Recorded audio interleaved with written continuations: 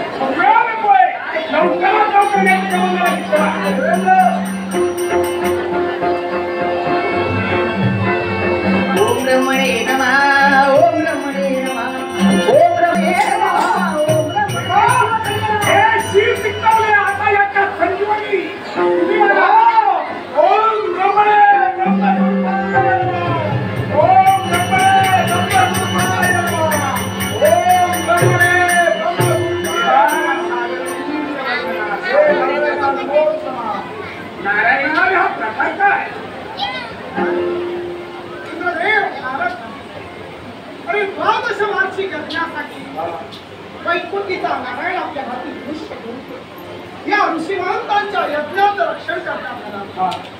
पण माझ्या मनात अहंकार निर्माण झाला, अहंकार झाला, तोची माया गेला, तो गर्व माझ्या मनात होता.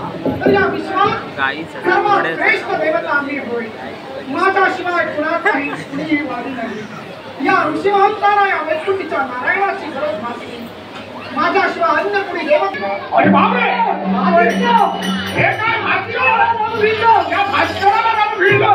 हे या नारायणाचं शिर त्या आदित्याला भिडलं, त्या सूर्याला भिडलं. सूर्य निस्तेज होता, सूर्याला स्वतःच हवं तसं तेवढं तेज हवं होता. पण नारायणाचं शिर त्याला मिळताक्षणी तो तेजवान झाला, तो प्रफुल्लित झाला, सहस्र किरणाने युक्त झाला. अर्थात नारायणाची जोड त्याला लाभली आणि म्हणूनच तेव्हा यापुढे त्याच्या नावात सुद्धा भर पडणार, अखिल विश्व त्याला ओळखणार आहे. त्या या नारायणाचं शिरकमल त्याला लागल्या कारणानं, हे जो मिळाल्या कारणानं सर्वजण त्याला सूर्य नारायण म्हणतील. तुझ्या नावाची पण त्याच्या नावात सूर्य नारायण म्हणून संबोधली. धन्यवाद, धन्यवाद. हयग्रीव अवतार, हयग्रीव अवतार.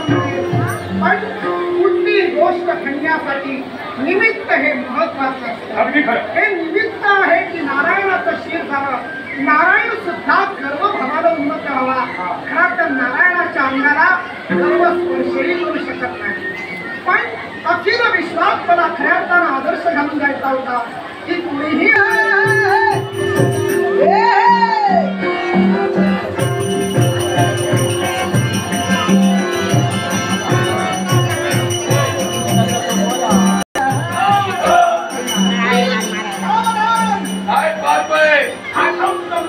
रसिक प्रेक्षक ज्यांनी